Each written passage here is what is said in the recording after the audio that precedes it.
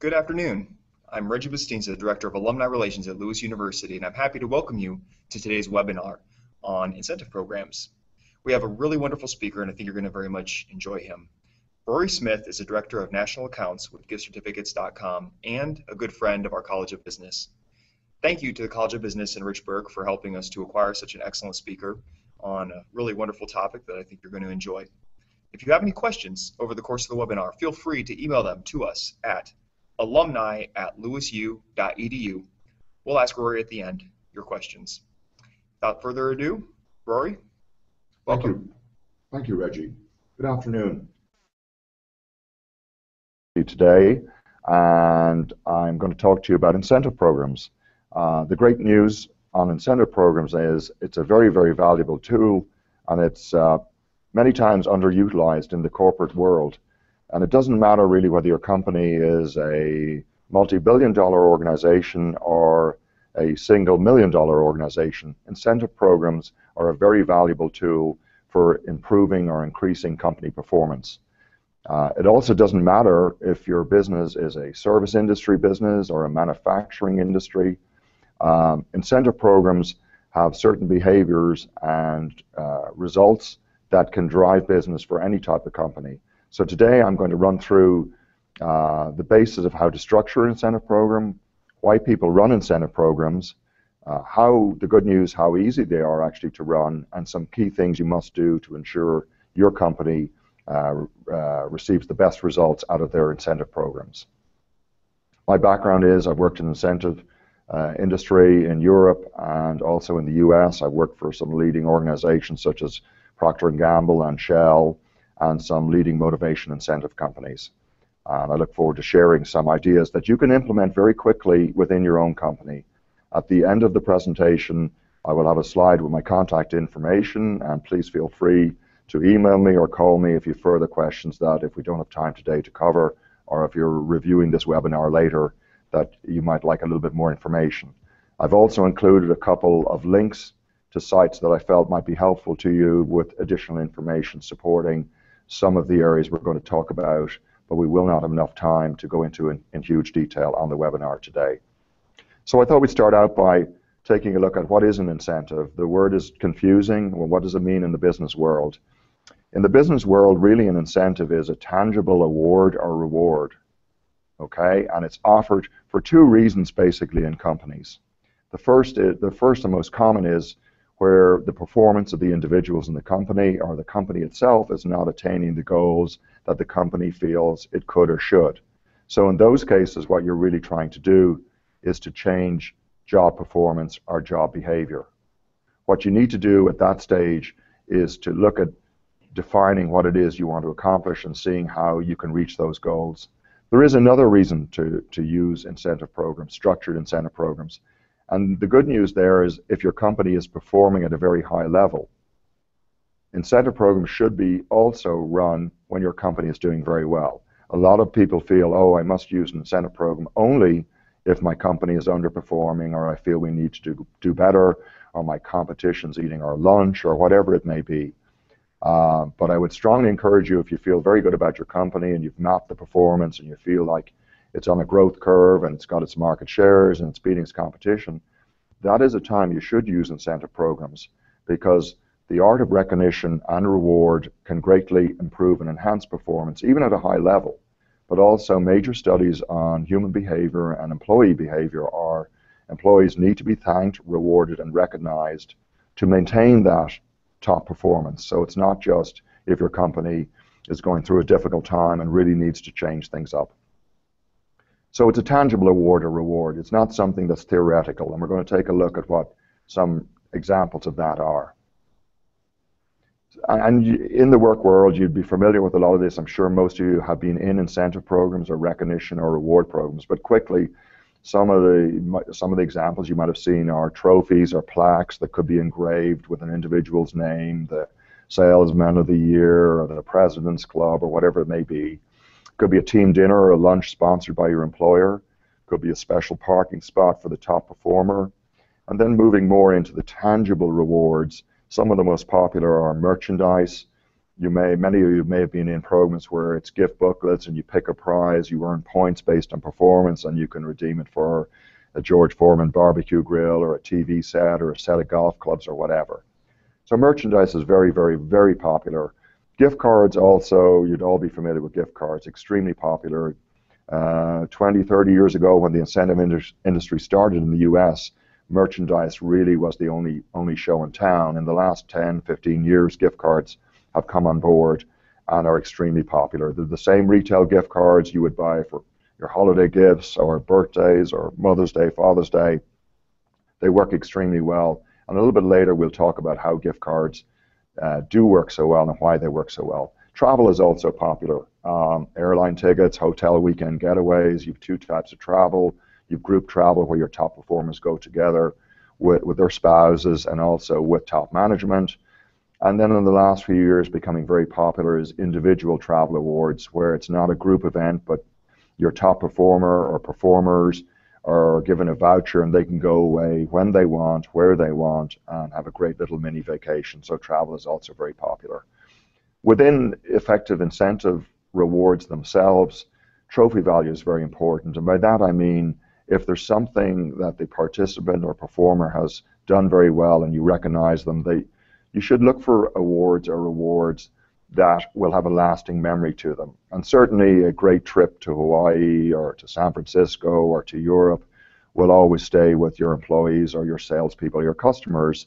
And likewise, if they earn a television set or get a Best Buy gift card, in theory, every time they look at the TV set, it reminds them of their company and the value of that employee to that company. So that's really what's meant by trophy value. An example of non-trophy value, we'll take a look at that.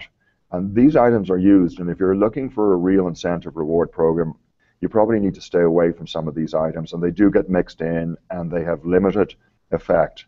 Logoed items, you might think that's an award to give somebody a nice t-shirt with your company name on it, or a coffee mug with your company name on it. It's really not.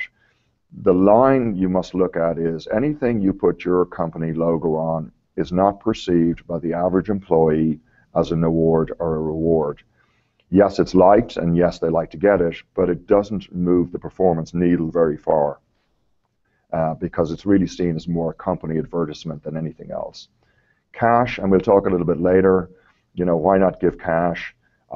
Cash is not, has been proven in many, many studies not to be a long-term effective performance improver. Many reasons for it. Obviously, it's confused with compensation, and if you don't continue running your incentive program ongoing, you can have a very negative impact because employees will start to assume that the cash incentive program is part of their compensation, and the minute it goes away, nobody likes the paycheck going down. So really, cash doesn't do very well. Also, with cash, they may end up taking their children to the dentist, they may pay the electric bill. While that's okay, there's no trophy value. There's no long-term recognition value in that reward, or more importantly, the performance that was delivered to earn that award, which helped the company's bottom line. Also popular, Visa cards and Walmart cards, and just to touch on them for a minute, they are extremely popular in recognition programs. Employees think they're cash, and in effect, they are somewhat cash. But again, they suffer from the same challenges. If you end up paying the grocery bill, you certainly don't remember that your company gave you that for a better performance, and the intrinsic connection between you and your company doesn't grow very far. Also for the employer, Visa cards happen to be very expensive. You have to pay above the face value. They're called an open loop card, and they can be very expensive for the company.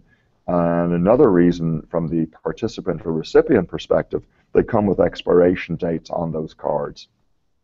If you give your top performer a $100 Visa card and he takes his family to Chili's for dinner and he feels good and he's telling his family how he was the best employee, the best salesperson, well, it's kind of embarrassing when he hands his Visa card over to the waiter and they come back and say there's a problem with the card and there's no value on it. Well, with an expiration date that he may not have noticed, if it's outside that, the card has no value. So the reaction of employee to that is pretty negative. They're embarrassed. They don't feel good about it. So it's a reason to avoid something that's quite popular, which is Visa, MasterCard, Amex cards.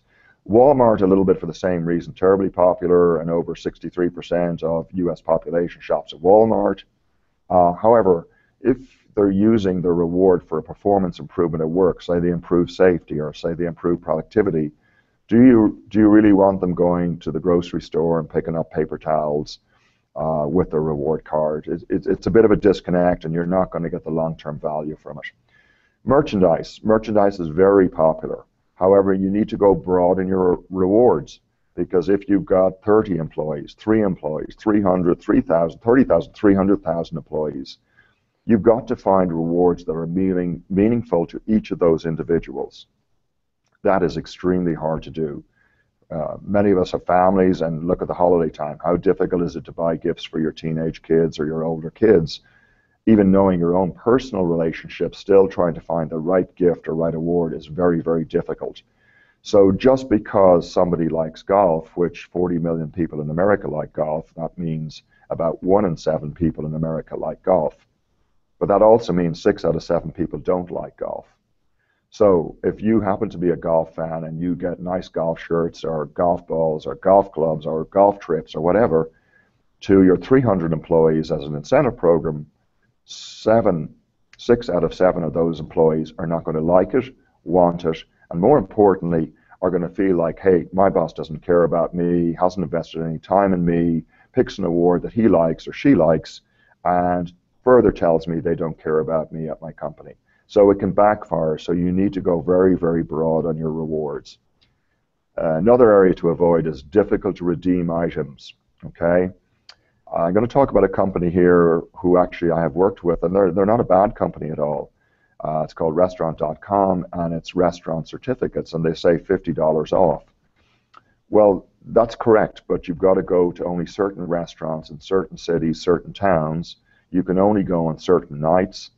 You must buy 2 entrees to be able to redeem the certificate. You have to pay tax. You have to pay the tip. So there's so many conditions attached to the reward. It's heavily diluted, and it may not be an exciting experience for your employees. Can be, but they just need to know all the conditions. So if you can stay away from lots of conditions, that it's a free and clear reward that's attractive to the large majority of your salespeople, your employees, your safety plans, your customers, it's better to do it that way. Another simple thing to do, if you're thinking about starting an incentive program, whether it's for your employees, salespeople, or customers, survey them. Ask them what they would like in a reward program. What would they like to earn based on superior performance? What type of things would they be interested in? Now, if you do that, make sure you use the information you get back, incorporate that into your rewards. But if you follow it correctly along those lines, now you've got even more buy-in from your employees. They become more engaged because, yeah, they saw the survey and employees said they would like to have, say, gift cards or merchandise of different types, and then you put that into the program. Well, that means you're listening to your employees or you're listening to your customer base so you can get some buy-in. So don't be afraid to ask the audience you're targeting for the incentive program, what type of things engage them, reward them, would they like to earn, would they stretch the performance to achieve? Okay, now we've moved off a little bit on the rewards. Let's talk about how, why, and where incentive programs work. Very simple terms, people are the key, okay? The incentive programs are only about people. People play the most critical role in your company's long-term success. It doesn't matter whether you're a technology-driven company, whether you're a manufacturing company, whether you're a service company. People are the key to the long-term success or failure of your company. There are 3 types of people, obviously, involved in any business. There are your employees. There's your channel partners. So say you're a manufacturing company. Say you make widgets. Well, your employees are manufacturing the widgets. Now you've got to get the widgets sold and into your customers. That's done through sales distribution channels. And that can be your company sales force. It can be an independent sales force, such as dealers, jobbers, brokers, wholesalers. They're all called different names in different businesses. So that's the channel that gets your product to your customers. And the last group involved in the success of your company are your customers. And they're the folks who buy your product, whether it's a consumer product or a B2B product. Okay? So regardless of either any of those 3 categories, people are all human and they all have very much the same traits. And all of the studies continue to show that people crave recognition and appreciation. Not just on the job, also at home. It's a human, basically part of the human makeup. Employees love to be thanked for doing a good job. Salespeople love to be recognized for going over and above and achieving goals. Customers love to be appreciated. And obviously connected to a gift for you or a message that says, we value you, we appreciate you. Tremendously powerful. And before you even get to any awards or rewards in your program, there's enormous studies that show that there isn't enough simple recognition in the workplace. So it doesn't always have to be necessarily spending money on lots of awards and structured programs. If you have a good training program for your managers, they should thank and recognize the employees on a frequent basis. That can be a shake hands, that can be a coffee break, that can be an email, that can be a meeting, but simple thank yous and recognition can go a very long way to improving and increasing performance. Productivity.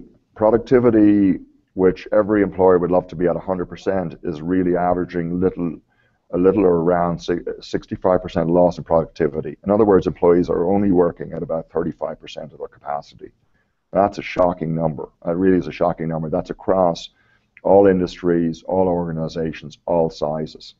It's absolutely a staggering number when you stop and think of it, because if you turn it around and say, wow, if I can get some of that 65% back, just imagine how successful my company can be. So why is this? Why are employees only working at a 35% capacity? What makes employees tick? Some of the top reasons why employees do not work at close to full capacity or anywhere near it is actually down to poor and ineffective managers. So it's very important within your company that you train your managers who manage people. It's a major responsibility. It's not an easy job, but train your managers, hire the right people to be managers and train them effectively. How to manage people, how to manage the workforce, how to move them along to improve performance, productivity. Another reason is company culture. If the organization culture is not genuinely in recognition of its employees, if it's non-inclusive, it's a negative environment, all of those areas greatly impact the employee coming to work. He or she will decide they don't care about me, they don't include me, they don't value me, and I'm going to come in, I'm going to clock in, and I'm going to clock out. But guess what? I'm only 35% here. And that's kind of a frightening number. So also the culture, if there's no culture of recognition or appreciation, if the company doesn't from the top down, and it must come from the top down, from the CEO or whoever, right through the organization, they have to have a genuine culture of employee recognition and appreciation. No incentive program, no matter how well structured it is, will really work very well if there isn't a good culture within the company from the top down of genuine appreciation and recognition of employees. And again, obviously, as I said, it's got to come from the top management. It's not enough to have middle managers do it if senior managers aren't doing it and so on. Everyone's got to engage in recognizing and appreciating the performance of the individuals in the company. A little bit of theory behind employees, and it is an amazing number, a sad number really, that only 35% of employees are engaged. Many of you perhaps have heard of Maslow's hierarchy of needs. He was a psychologist who was well regarded in studying the human and how they behave and what the different sections and stages they go through. And this today is still very incorporated in leading incentive reward recognition programs and people performance behavior and psychology. Basically, it's very simple. You see the pyramid here. You start on the bottom. An employee will look at it. The first thing they're going to want to care about is their own physiological well-being and that of their family, their basic needs, eating, sleeping, and so on. Then next level up, they get comfortable with that. They move into safety. Are they secure? They and their family, their workplace, and so on. Then you move up in your career and company and stages in life to belonging. You want to be part of a group. You want to be recognized. You want to be valued. And then you move on up into esteem and self-actualization. A further chart here will show a little bit more detail on that. But this is very typical of how your average employee feels, and even your customers too, quite honestly. It still applies to them, or your sales channels as well too. So as you move through these stages, you can see as you move up, people want to be recognized. Once they feel safe, once they earn a paycheck and so on, they then want to feel part of the team. They want to feel like they're contributing. They want to feel like the company values them. And the more they move up the hierarchy of needs, the better the performance they will deliver for your company. So what's an incentive program? It's a structured company plan. It's not something that's drawn up kind of in a few minutes and thrown out there. A lot of thought and planning goes into it. So it's a structured plan by your company. Generally, it involves measuring performance goals against stated company goals. So just to be simple, to give an example, so let's say your company produces 100,000 widgets a week. Let's say the company feels, gosh, we have to produce 120,000 widgets a week.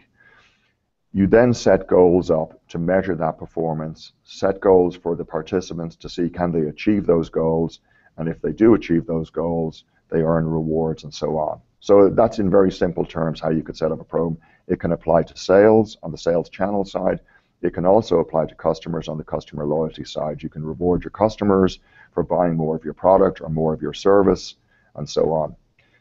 Incentive programs are designed to improve job performance. And really, when you look at employees, there's really three parts that come together. There's the ability of your employees, and that's based on who you hire and how you train them. And then there's the motivation of those employees. How motivated are those employees?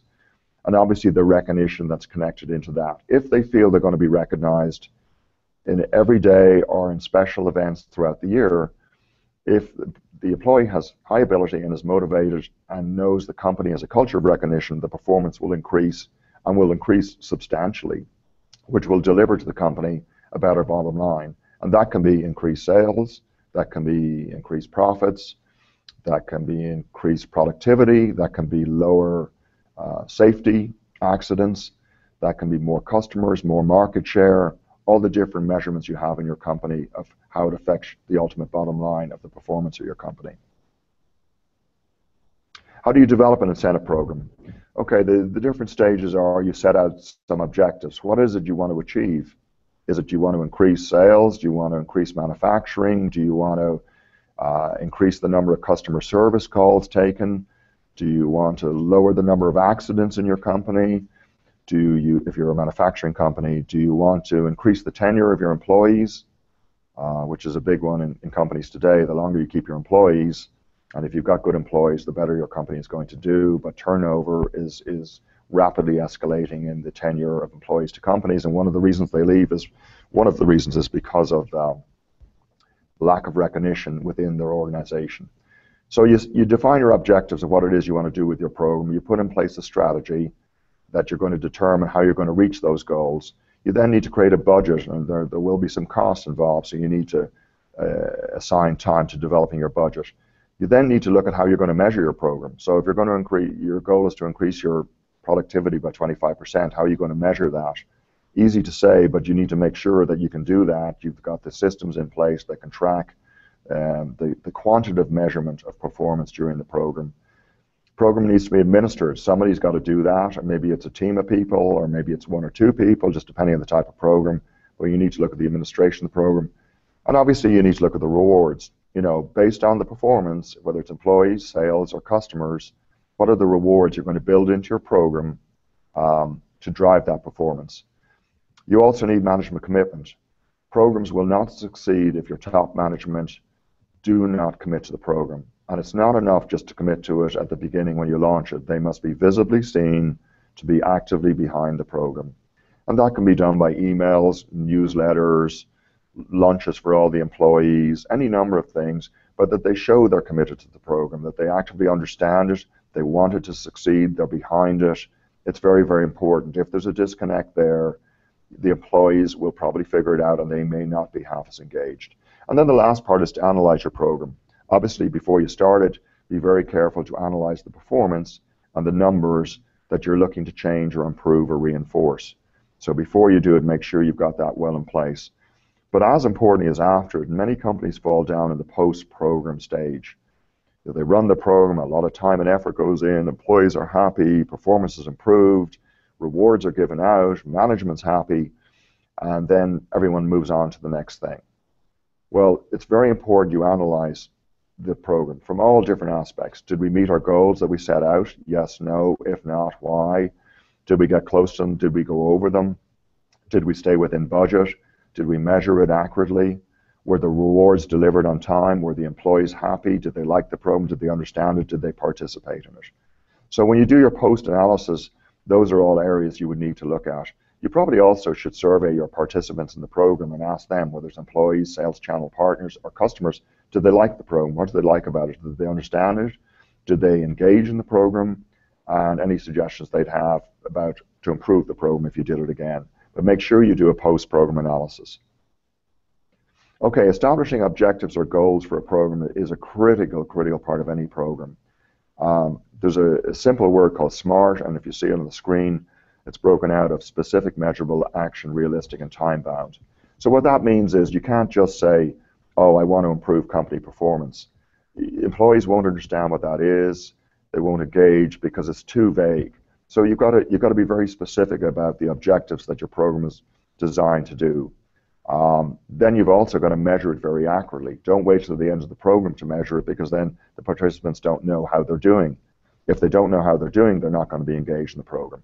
So make sure you have systems set up to measure the program from day one to the end of the program as to how it's doing.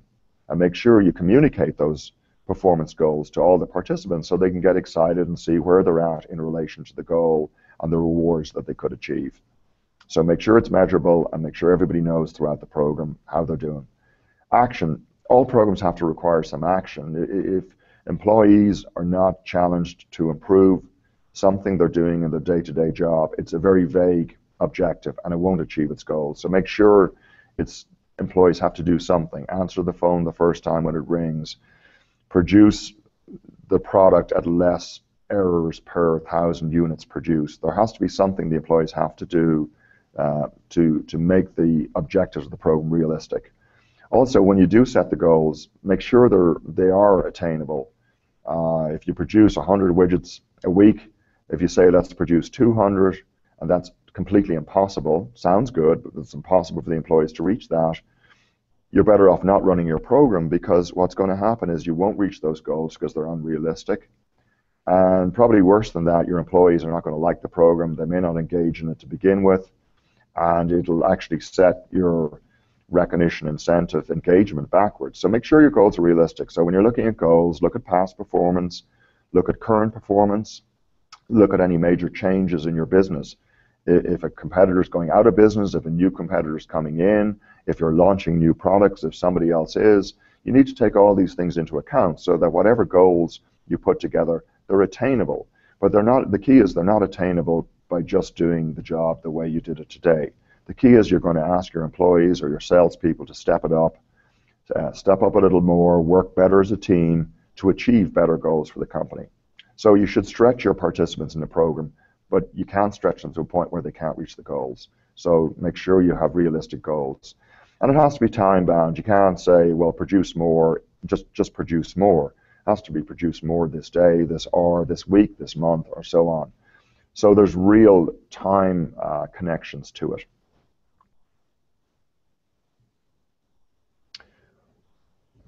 When you outline the strategy of a program, make sure, as we said earlier, you have top management support. Make sure they know, all employees know why the program is being run. If you run an incentive program and some of your employees don't understand or know about it, that's really, really poor. You need to make sure that it's communicated very, very well to all the employees. Also, define who is and who isn't involved in a program. You got to be very careful with that. Typically, a lot of programs are sales-driven or productivity-driven, but try and include everybody, because everybody has a stake in your company and to the overall performance of your company. It can at times be a little hard if you're not in a production or a sales side to measure performance, because numbers are an easy way up or down to design a performance incentive program. But do try and involve everybody, because a lot of people actually, when you think about it, the first reaction they have to a company is the first line, and that might be a receptionist who answers the phone or a customer service rep who answers the phone. Try and engage everybody in the program, and there are different ways to do that. But the more of your employees that are in the program, the more likely it is it's going to be successful. And it doesn't necessarily cost lots of money to have more people in the program. Lastly, celebrate and have fun. Incentive programs are fun. They're meant to be fun. They're hard business and they're only run for business reasons. But have a bit of fun with your program. You know, it's a fun thing. You're looking for better performance. You will in all likelihood get better performance. Your employees will get excited. Your salespeople will get excited. Your customers will get excited. So there are a lot of different things you can do to create a promotion and a program that has fun and excitement. Why not? Measuring performance, talked about it a little bit earlier. Usually it's quantifiable, as I said, sales driven, customers buy product, sales sell product, production employees produce product, manufacturing companies can reduce accidents and so on in safety programs. Some businesses can look at the quality of the work they do. Maybe it's do it right the first time. You know, we're currently taking 2.4 times to get the product out the door. Can we get that down to 2? Can we get it down to 1.5? Can we get it down right the first time? There's an enormous cost in that. And that's more of a quality of work than it is a quantifiable. Keep your program simple. Do not try and get clever and put in 16 different qualifiers in here. People won't understand them. People don't give it that much time. People have short attention span. Keep it very simple and make sure you evaluate your program as we said earlier. Budget, establish your budget up front, the number of people in the program, the type of participants in the program, how long the program is going to be. These all have an effect on your budget. The forecasted results. Your management will typically want to know, okay, if I spend this much money on the program, what am I going to get out of it? So that's where your forecasted results come in, that the goals and objectives you're going to put in place for the program usually drive more business, which self-funds the program. You have two types of program. In terms of budgeting, you've open-ended, where you're not quite sure what your budget is. It's tied to the performance in the program, so it's open-ended. The more a salesperson sells, the more points they earn, the more gift cards they can earn or whatever. And then you have others that says, okay, you reach this goal, you get a $200 Best Buy gift card or whatever it is. That's a closed-ended budget, so you know exactly how much your program's going to cost before you start your program. Budget elements. What makes up the budget in an incentive program? Really about 80% is awards. That's the awards, the rewards, whether it's a points program with a gift booklet or a travel getaway or plaques and trophies, Waterford Crystal trophies, or it can be gift cards or many other rewards. That's the lion's share of any incentive budget, probably about 80%. Allow about 10% to promote and communicate. Really do that well. You can do logo stuff. You can give every employee a t-shirt. You can put the theme of the promotion on a coffee mug. You can put posters up all around the place. You can put promotional slips in with the paychecks, in with communications, in with newsletters. But make sure everybody knows about the program, because the more they know, the more they're going to be engaged. Allow a little bit to administer your program. You know, are there costs in software, a team to write the program and to track it and measure it? Make sure you cover those costs. And there can be training and research costs. But the lion's share, about 80%, is the awards. When you look at awards, just a couple of things. In the merchandise area, which is quite popular, understand that if you're shipping an award to somebody, if an award costs $100, it could be another $10 to ship that award. And also there are sales taxes, which can range from 6 to 10%. So while the award might be $100, it actually could cost you, the employer, $120. So understand the tax and shipping costs connected to merchandise in particular. Gift cards, flipping over to there, bit of good news there is they're very inexpensive to ship, obviously, and there are digital cards which are electronically sent, so there are no shipping costs, and they are not taxed. So that's an idea on your overall cost. 80% rewards, 20% administration communication. Select the right awards. We said earlier, must appeal to all program participants. So I use golf as the example. It's got to be broadly appealing to all of your employees. If all your employees like golf, then it's fine, but in reality, that's not going to happen. Have your rewards be something desirable for the majority of your employees. Try and make it not an everyday item, and try and avoid cash. Administer the program. Whoever administers the program, you have to understand a certain percentage of their time needs to be devoted to doing that. So allow that time in their work schedule, whether it's a team of people or an individual, to accurately administer the program, because that's critical. Without that, you won't get the full success of your program. Communication. Communicate clear, consistent program performance results throughout the program and at program conclusion. Nobody should not know about the program who's in the program to get the best performance. Celebrate program success. There's a great saying from a great book on business from a number of years ago, In Search of Excellence. and that is extraordinary companies make extraordinary use of celebrating the winning once it occurs. Personally, I think it's a great line, because really what it means is in the work world, the reality is for most employees, we're not going to play in the Super Bowl, we're not going to play in the Stanley Cup, we're not going to be on a rock concert stage playing in front of 100,000 people. For most employees, their job is their Super Bowl. So how can you make it something fun, something exciting when they achieve those goals? When they put in those extra hours, when they commute, when they work at weekends, when they take calls, when they're on vacation, all of that. When they do that, and when the performance is there, you must celebrate it, and you should have fun celebrating it. And there's a lot of different ways to celebrate it, obviously. I'm sure you know many of them. But timely reward issuance, recognition, if they perform really well, you don't wait 6 months later to give them the rewards. Try and have it as immediate as possible. And it can be obviously tangible rewards that we talked about, but there's many other things. You can have lunch with the CEO. You can have lunch with top management. You can invite spouses to the lunch or dinner. You can even invite families. I mean, what employee wouldn't like to be thanked in front of his family by the top management of the company at a nice dinner in a nice hotel? And not necessarily very expensive, but the amount of motivation and engagement you get from that employee standing up in front of the family and the CEO is powerful. Framed photos of employees in the company lobby. You can put it in local newsletters where they live. You can put it on LinkedIn. You can really celebrate the success. And what that does, what it can do is take your employees' performance to levels that you may not have thought were possible, because suddenly they're completely engaged and they feel part of the company. Analyze program results. We talked about that already. Did the program achieve its objectives? Sometimes it doesn't, and you've got to look hard and see why it didn't achieve those objectives. Was it in their control or in control of your company, or was it something your competition did, or was it something the marketplace did? Ask were your participants motivated to change and reinforce their behavior. Find out what they thought about the program. Survey the participants. And then, as we mentioned earlier, please make sure your companies have a culture of recognition and motivation. All of this can add up to untapped benefits for your company, which will lead to a much stronger ROI and performance for your company.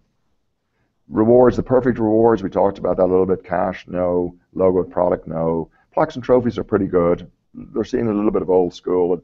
A lot of participant studies like lifestyle awards and rewards a little bit more than the plaques and trophies, but they do have a role to play because has the employee's name or the team name, and it can be something that's on their mantelpiece for many years that they can be proud of. Merchandise is good. We've talked about the pros and cons of it. Travel is also good, but it can be expensive. Gift cards, extremely popular. We've talked about Visa, MasterCards. Be careful if you use those. We've talked about the other gift cards. I'm going to talk about one other product quickly here. It is a gift card product, but it's called a super certificate. The advantage of this product is it's a single certificate, physical or digital, that can be personalized with your employee's name on it, and they earn the reward and has a dollar amount on it, and they go online and they select from over 200 gift card brands. So they become the shopper for whatever brand is most important to them. Extremely powerful reward that works very well. Summary, a carefully designed, implemented, and analyzed incentive program will positively affect your company bottom line. How will it do this? It'll increase it can, depending on how it's structured and what the goals are, increase productivity, reduce accidents and costs, have your employees do it right the first time, increase employee tenure, which is very, very important. Every company, regardless of size, should run a service award program. A service award program is a years of service program. If you don't have one of those, have one of those. They're very simple to put together. Just design milestones, usually 1 year, 5, 10, 15, 20, 30, but it can vary on your type of business. And have an award for them and have their bosses give it to them in person if at all possible, and shake their hand and thank them, and maybe do it in front of other employees or groups, and maybe make sure the boss has some idea of what their specific performance was. You do those things, you get enormous, enormous positive feedback from your employees. But if you don't do them or you do them wrong, they're going to go, oh, I've worked here 7 years and nobody cares about me. So recognition incentive can be very effective in that area. So you can increase employee tenure two ways with that. One is you can keep your employees longer, and if you've got good employees, that's what you want to do. Nowadays, apparently, the younger generation are all changing jobs in the 2 to 4 year period, which is different from what it used to be in the old days. You also can attract people to your company. If you've got a great service award program or a great recognition reward culture in your company, and your employees are at home at the barbecue at the weekend and they're talking to their friends and saying, yes, our CEO or our top managers recognized us, took us to dinner, did this, did that, gave us a plaque, a trophy, and invited our family, and they're telling other people in that area where the employer is based, it can happen where another neighbor will say, well, what company do you work for? That sounds like a really great company. So it actually, well done over time, it can drive people to look for jobs at companies that have a better culture of recognition and employee appreciation. You also can increase sales and profitable sales, and you can strengthen on the customer side customer loyalty. We didn't talk a lot about it, but a good incentive program, you can earn the loyalty of your customers, which is expensive and something that you really want to do anyway. We're just wrapping up here, and I got a couple of questions here. Do you think one or two big rewards or many smaller rewards are preferable? And that was from Jenna T. in Streamwood. Thanks, Jenna.